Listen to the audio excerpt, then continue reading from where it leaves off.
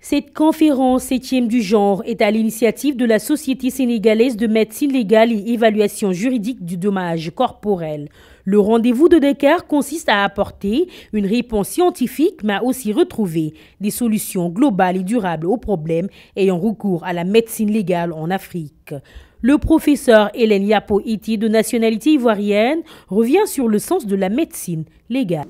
On dit que le médecin légiste, c'est le juge des médecins et c'est le médecin des juges.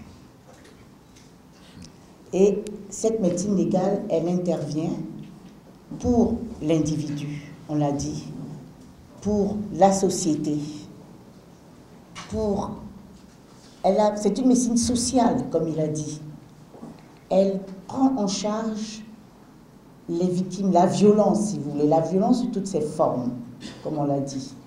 Le thème de cette année est expertise. Pourquoi? Nous avons tenu à donner un terme qui englobe les différents aspects de notre spécialité. L'expertise, qui peut être expertise dommage corporel.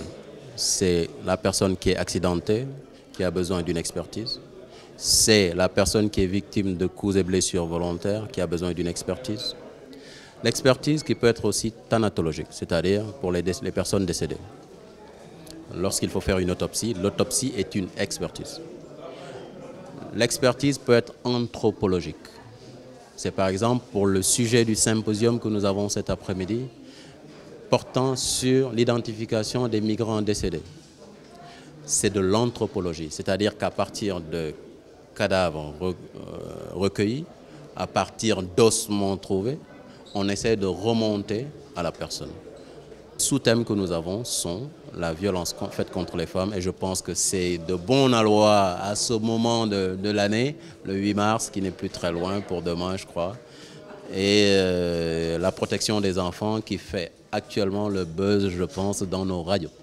La médecine légale, notamment son utilité aujourd'hui au centre des débats, c'est le cas de l'autopsie. Les autopsies, nous avons une situation maîtrisée, c'est-à-dire quoi? C'est la loi qui nous oblige.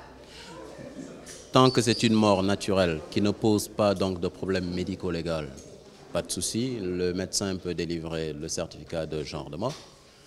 La mort naturelle étant quoi? C'est celle qui survient après un processus pathologique connu. Quelqu'un qui fait sa maladie, qui malgré la prise en charge fait une complication et décède. Sur le plan médico-légal, ça ne pose aucun problème. On délivre le certificat de décès, ils vont à la mairie, on leur délivre leur permis d'inhumer, les choses s'arrêtent là.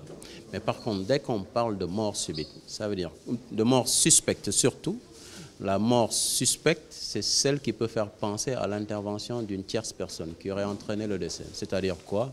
Ne serait-ce qu'un coup de couteau, c'est une mort violente, c'est une mort suspecte. Une plaie par arme à feu, c'est pareil. Donc Toutefois, le manque d'effectifs des médecins légistes au Sénégal se pose avec beaucoup d'acuité. Nous ne sommes pas très nombreux. La spécialité, l'enseignement de spécialité existe depuis 2003 et nous avons formé dans toute l'Afrique francophone.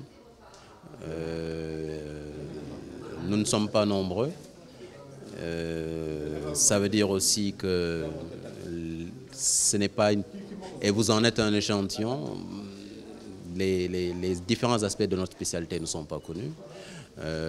C'est pour cela que nous avons mis en place à l'hôpital général de Grand Yoff, avec l'aide de notre chef de service, le professeur Mohamedou Habib-Sy, nous avons pu mettre en place une consultation médico-judiciaire. Aujourd'hui, tous les certificats médicaux à visée judiciaire qui passent par l'hôpital général de Grand Yoff sont délivrés par cette consultation. À titre comparatif dans les autres pays. En France, il y a 300 médecins légistes pour une population de 60 millions d'habitants. Vous voyez, 300 médecins légistes en France pour 60 millions d'habitants. En Guinée, il y a 5 médecins légistes pour une population de 12 millions d'habitants. En Côte d'Ivoire, il y a 6 médecins légistes pour une population de 15 millions d'habitants.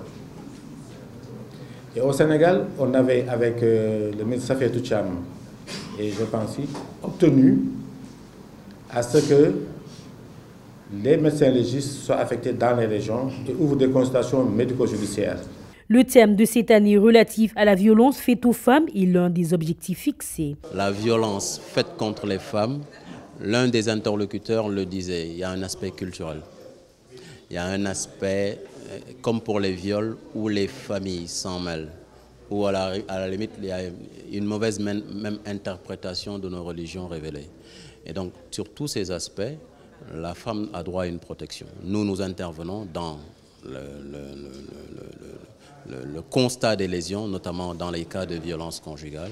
Et nous avons fait des études dessus. Effectivement, nous en avons de plus en plus. Et la prise en charge n'est pas encore harmonisée. Donc l'appel aujourd'hui, c'est de dire aux gens, venez faire constater vos lésions dans des consultations spécialisées. Ces différents sujets ont été au centre des discussions plusieurs fois dans les congrès précédents, mais plusieurs aspects alimenteront encore cette rencontre. C'est le cas de la gestion des migrants décédés lors de la traversée en Méditerranée. L'identification des corps participe à n'en point douter au deuil des familles de migrants. Ainsi, ce congrès va permettre d'harmoniser l'identification et le retour des corps dans leurs familles.